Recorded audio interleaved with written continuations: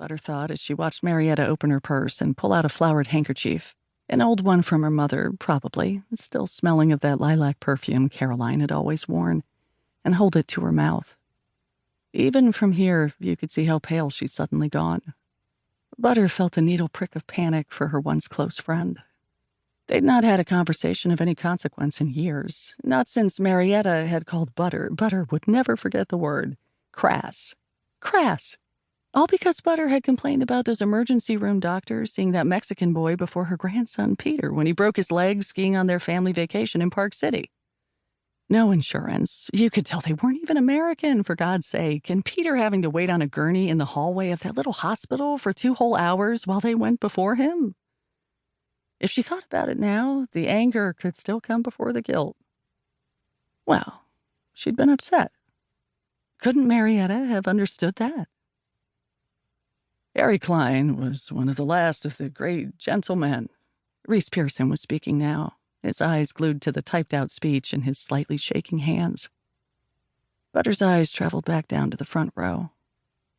There was Marietta's brother, Macon, sitting beside her, his wife, Glinda, in a forest green suit and hat. Who wears a hat anymore? Butter asked herself. She crossed her legs, smoothing down her dress.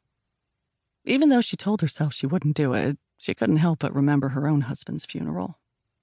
It had taken place right here, 9 years earlier, come May.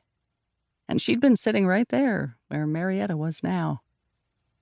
Lord, the stress. Everybody staring, watching her, just like she was watching Marietta.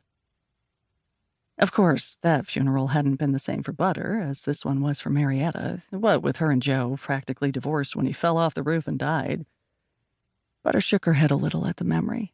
He'd never pay the money to hire that tow-headed neighbor boy to clean his gutters like the rest of the men on the street. She told him. Well, at least it was quick. His head hit the corner of the window box on the way down, and that was that. There'd been a wren's nest in that window box. Not one of the tiny blue eggs had broken. Her son, Christo, had wanted her to have Joe's funeral at his church. They'd had a row about it.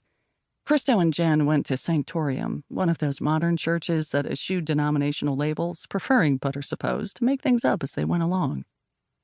She and Joe had visited with them there one Easter. She'd bought a new suit for the occasion, just as she'd done every Easter of her life, and walked into the dark, windowless place, only to be met with people in jeans and T-shirts.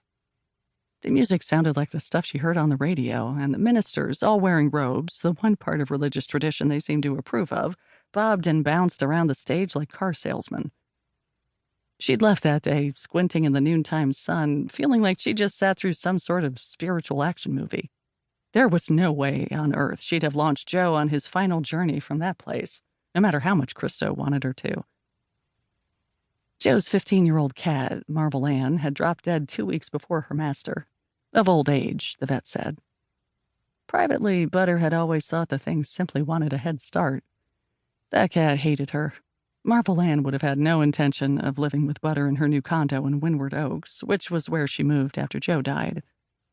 Thank goodness they hadn't signed the divorce papers before he went. Not having to split everything down the middle meant she could afford to upgrade to a bigger unit right by the pool. All things worked together for good, Butter thought, which was, she supposed, with an inward smirk, another opinion that Marietta Cline would have called crass. That one conversation over chicken salad down at Mama's Way Cafe 5 years ago had effectively ended their friendship.